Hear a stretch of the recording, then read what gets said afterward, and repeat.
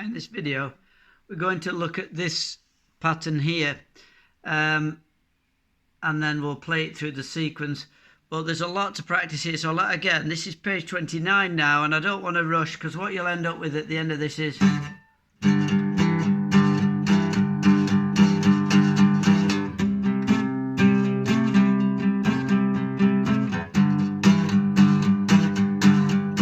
and I have some queries with the instructions given. So from experience, I'd suggest this is played slightly differently, but anyway, let's get into it. Another popular, let's just fix the focusing. Yeah, there we are. Another popular lead riff is achieved by playing two strings with one stroke of the pick. In the next example, play the fifth and sixth strings together with each pick stroke. When two or more strings are played at one time, the left fingerings are stacked under the tab notes. The top number is the fingering for the highest note. The number below is the fingering for the next note, etc. You'll have to stretch your left hand fingers to play this one. Now, it's a bit of a jump, and I think it's a bit thick, really, considering where you've just come from, because the last riff was, let's have a look. Now this one is quite a jump. So looking at this is your first finger on the 3rd fret, and at the same time you've got your third finger on the 5th fret, and none of that's explained. So you've got your first finger and your third finger working at the same time. So you've two notes, but this at the same time. Now you'll see also that it's suggesting an upstroke, which is going to make it go wrong, because you might end up with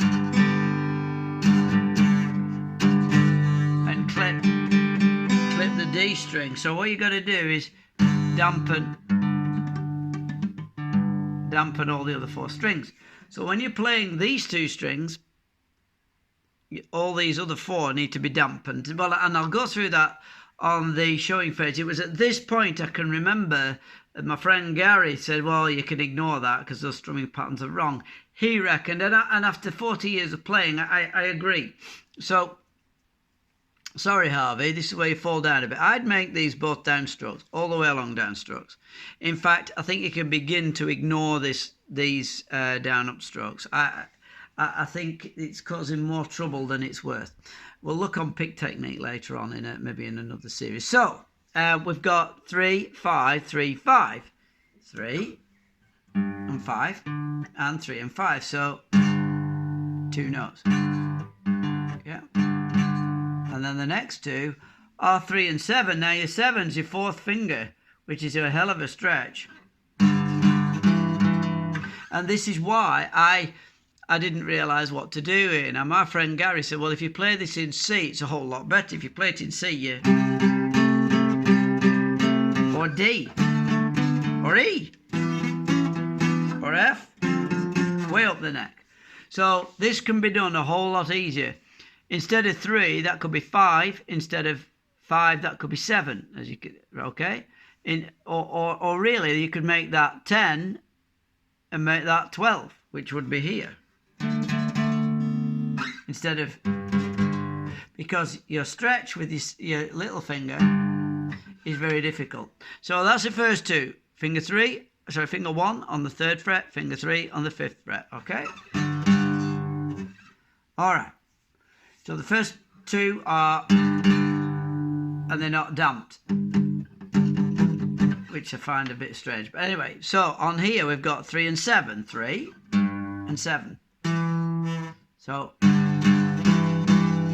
which is a hell of a stretch. Now you could make life a lot easier by using the second finger,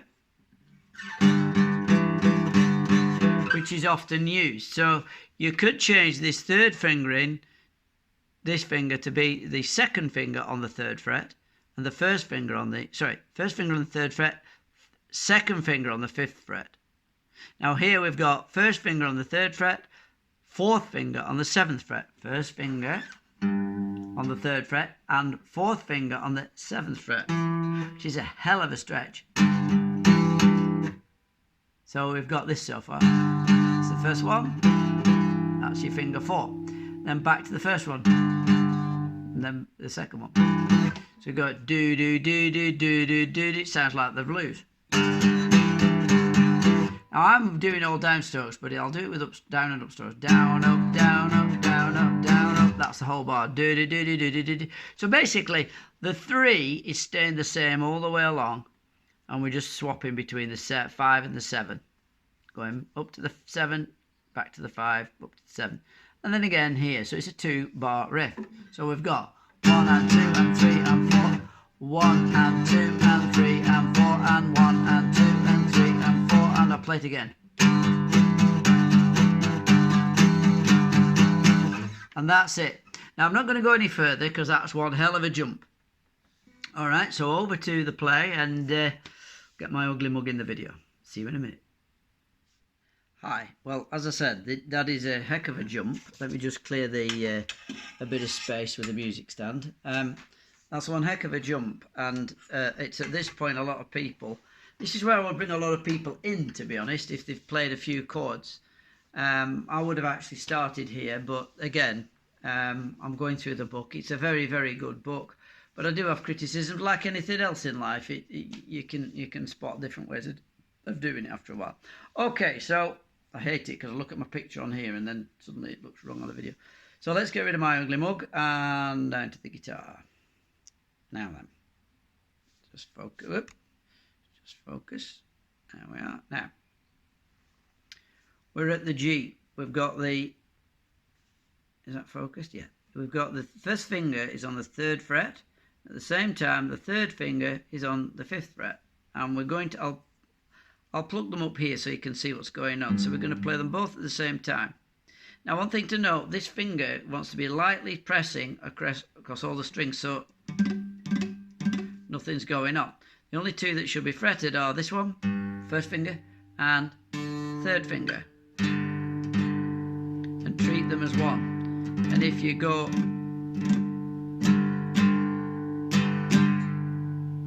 Now they're next. So we've got 1st finger, 3rd fret on the thickest string, 3rd finger on the 5th fret on the A string. And then what we're going to do, we're going to reach, which is why it's so difficult. We're going to have a big spread. Now at that point, if you try and have your thumb over the top, you physically can't do it, which is why to begin, you should always have your thumb on the back. Now they're using 1 and 3. I've seen it use 1 and 2, but 1 and 3 is what we're using, and the little finger is basically pumping on and off. Okay, so we've got 3, this is fret 3, fret 5, so 3 and 5. Then this is on fret 7. So fret 3, fret 5.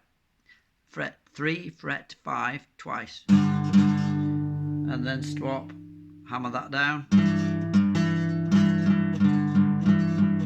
And of course I'm using all downstrokes. Or you could do... Okay, which is what's shown in the book. Now you might decide to use a 2nd finger, depending on how well you stretch. I've also seen this, but try and leave it on. Now it does make your wrist ache because it's rare you'll do it, and it's generally done at quite a fast pace. Okay. Now, if you do it with a bit of another technique that's often used with this is heel damping. Okay, so you can see where this is going. If I'm just doing downstrokes or down and up strokes, mostly downstrokes, you do with a bit of heel damping. We rather than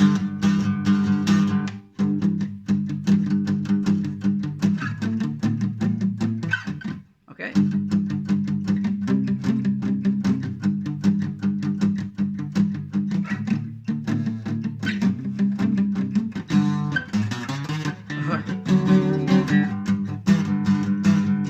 So 1 and 2 and 3 and 4 and 2 and 2 and 3 and 4 and 1 and 2 and 3 and 4 and 2 and 2 and 3 and 4 and... Now at that point you can swap and go...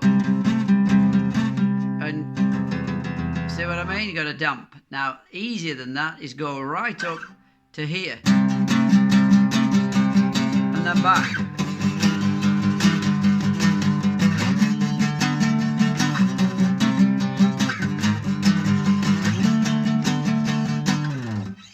Okay, now that's killing my hand. But in a nutshell, for today, all you need to do is first finger, 3rd fret, 3rd finger on the 5th fret on the next string, and you're basically playing on, off, on, off. 2 on that, 2 on that, 2 on that, 2 on that, and that's 1 bar. So 1 and 2 and 3 and 4 and that's it. That'll do you. Now you can either do all downstrokes, 1 and 2 and 3 and 4 and, or 1 and 2 and 3, 1 and 2 and 3 and 4 and bearing in mind these strings are being just gently touched by the 1st finger. Okay, well, I hope that makes sense. If you have any questions, please fire them at me. That, I call that the blues pump, and it's all over the neck. So I'll just quickly give you a demonstration of where I actually would have shown you to do this. But, you know, the book is fabulous, but I do have criticism. So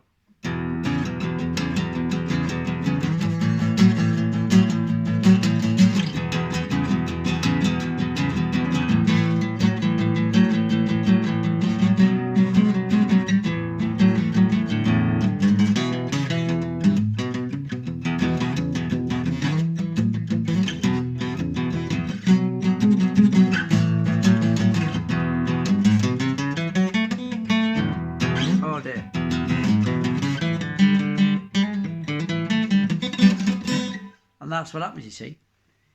Well, I always get carried away and then muck it up because I haven't played with a band for God knows how long. Anyway, that's not the point. The point is to learn how to do that blues pump. Right, well, I hope that makes sense. If it doesn't, fire back any questions and I'll try to answer them in subsequent videos. All right, see you later. And subscribe if you like this, subscribe if you don't. Give us a thumbs up, thumbs down, goodness me, just do something. All right, gents, have a good time. Bye.